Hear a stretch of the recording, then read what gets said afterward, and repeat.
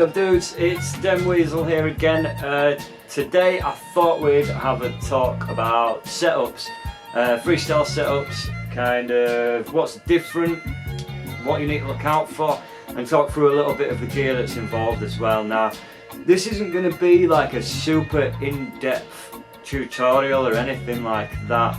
This is just discussing some of the key differences that you need to look out for. We're not going to go into like, you know, truck geometry and all this other stuff that people sometimes geek out about. It's just going to be a bit of a crash course for you guys. So one of the things I get asked about quite a lot is the freestyle setup, kind of how's it different, and this is either from people completely new to setting up a board, or it's from people just outside freestyle who are interested about the differences. There are a few more variables than perhaps there might be in a standard street board, so let's have a little talk about them. And by all means, after this video, please pop down in your comments what's working for you, what you're riding, and any little tweaks that you've made that you think really help your riding style as well. Now, I'm not going to force you down any specific path in terms of who you buy your gear from. Of course, I've got my loyalties, but also, if you're buying from any freestyle company, you're supporting freestyle. So buy from any of them, I don't really care. As long as you do buy from them, that's good. Any penny you spend with a freestyle company supports freestyle, so in my opinion, it's all good. Okay, so let's talk Freestyle Dex. Obviously these are a little bit different to a normal street popsicle board, in that they're generally shorter and they're narrower. Okay, I've got my deck here, so that's my pro model. Mine is 28.5 inches long by 7.25 wide. Now that sounds pretty skinny. So what's the purpose for having a short and narrower board? Well, basically it responds better to your feet. It's a quicker response board, it's going to flip a bit better for certain tricks as well.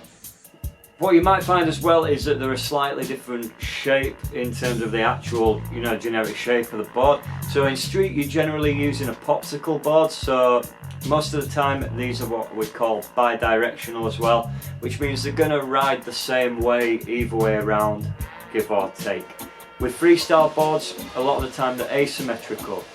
What that means is that one kick tail is different to the other.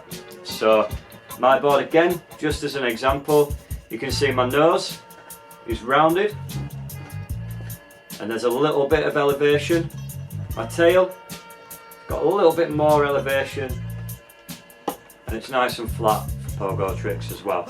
So that's one of the key differences. Now a lot of freestyle boards now are kind of made to be more like a street board in some ways. They're kind of bi-directional, so you know they ride the same way both way around, but the nose and tail are sometimes squared off a little bit so you can do all your truck stand tricks and pogo tricks and stuff. We classify freestyle boards mainly by whether they are single kick, meaning one tail, or double kick, which is two tails. Also, you can have a flat board which has no concave, or you can have a board with a bit of concave.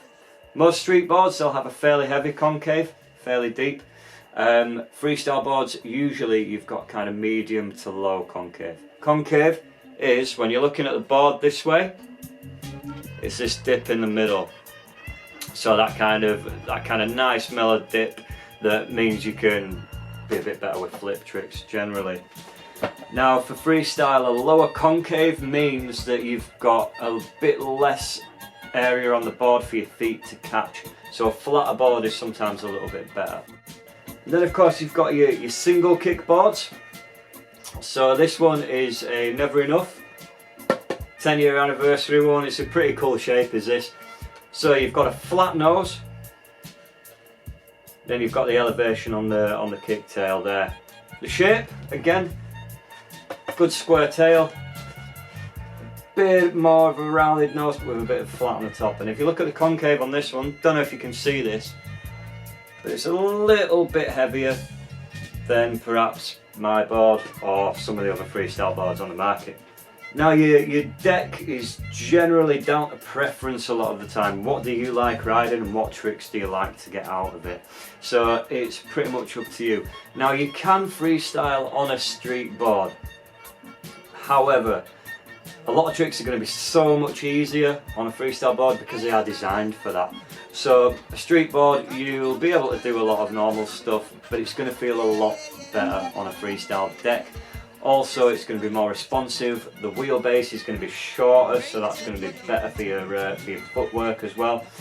In my honest opinion, if you're skating freestyle, you're better doing it on a freestyle board. It's just horses for courses, man. It's the best way to do it. Now, also you will notice these things, skid plates. Now, because you're doing a lot of footwork, you're going to be scraping the nose or tail of the board on the floor a little bit more than perhaps you would on a street board, which is going to give you a razor tail. So, in my opinion, it's good to have a skid plate both on the back of your board and on the front as well. Again, Tony Gale has done a pretty in-depth tutorial about how to fit these, so I'm not going to go into that on this video just because, you know, time. What you might notice as well is the grip tape here as well on the side of the board where grip tape shouldn't be. There's a pretty good reason for that. Casper tricks. So if ever I'm catching anything in Casper on there, I want as much grip as possible. Some people want it on there, some don't. I do personally, just because I do quite a lot of Casper tricks and I like to have my foot really locked into that. So to be honest, even without it, that little lip there is going to help you grip a little bit better, but I like to have a little bit of grip on there personally. That's just how I like to ride, man. That's just how I roll. Okay, so now we're going to come on to trucks, and more specifically kind of the tightness of your trucks. Now in my opinion, again, this is my opinion, freestyle is better done on tighter trucks. Okay, that's going to limit the amount of wobble that your board's got. It's going to give you a bit more control in footwork as well. So I prefer to have my trucks rock solid. So these do not move. They move a tiny little bit. That's not going to stop me being able to carve, but it just means that my board is rock solid and super stable for rail tricks and also for my footwork as well. Now I'm riding the Gull Wings. There's tons of other brands out there on the market. So long as they're the right size, you're all good. Again, truck sizing. Most stores that you buy a freestyle board from now will pair up decks and trucks so that you get the right size. Generally, they're a little bit narrower because they're fitting a narrower board. But these ones here, these ride quite high, so they give me a good bit of clearance off the ground for manual tricks and things like that as well. Okay, so in freestyle we do tend to kind of nerd out about gear a little bit, or some people do anyway. I'm not like a massive gear nerd. You can take it as far as you want really. The other thing we need to think about with the trucks here is your bushings. So let's have a look. The little rubber bit that sits here, that's going to help you with your turning. Now with the bushings, generally the softer they are, the easier it is for your trucks to flex and turn. The harder they are, the more solid your truck is. My personal opinion, go for a really good set of hard bushings. That's going to help keep your truck super stable and keep them tight and locked in as well at all times. So then we come on to wheels. There's quite a few different wheel brands out there, and there is some key differences with a freestyle wheel. You'll find that they're generally a little bit wider. Also they're what's called an offset wheel. Now what that means is that the bearings sit deeper in the wheel, so you've got a little bit of rubber or urethane, so to speak, along the outside. There we go. So the bearing sits nice and deep, and that means that when you put this wheel on your trucks, the nut off the truck is going to sit deeper in the wheel. That means you're not going to clatter it around on the floor when you're doing any of your rail tricks. Now this one's pretty battered, but I can't afford to buy like a new set of wheels just to show you guys, so you'll have to just make do and use your imagination a little bit for this one. So let's show you the key difference here. So once that wheel's on, you can see it's going to help line up with the rail, and that nut is going to sit nice and deep in there, so you shouldn't really be able to see too much of your axle or the nut at the top. Now once they wear down, like mine have a little bit will start poking through, so then it's about time to change them. Now I'm riding the Seismic Focus wheels. Personally I love these wheels. I think they are spot on for freestyle. They're a really good formula. Now there's tons of others on the market. In terms of hardness and softness, go for what feels right for you, but be prepared that some tricks are going to feel a little bit different depending on the wheel hardness or softness.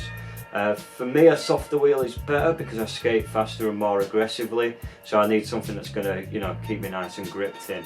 So I go with a nice soft Seismic Focus 95A. I like these ones a lot, they're really nice. Cool, so that's a really quick kind of crash course in terms of your freestyle setup. Main thing is just to try a few different things and see what works for you. There are a lot more variables with these. So there's a lot more things to think about in terms of how to set your board up so it rides well.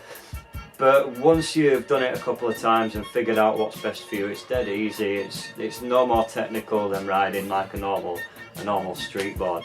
So, like I say, if you're having really good success with certain bits of gear, chuck them down in the comments and let other people know what's working for you. Share a bit of information with each other. There's tons of brands down in the description. Go and check them out and keep supporting freestyle. Buy from freestyle owned companies. Don't get the reissue boards, they suck. Cheers. So share this around any of your mates who might be starting out freestyle and need a little bit of help. Give us a like, subscribe if you're into this. If you're not, that's absolutely fine. I won't get offended, I promise. And we'll see you for some more trick tips soon. Cheers guys. Bye bye.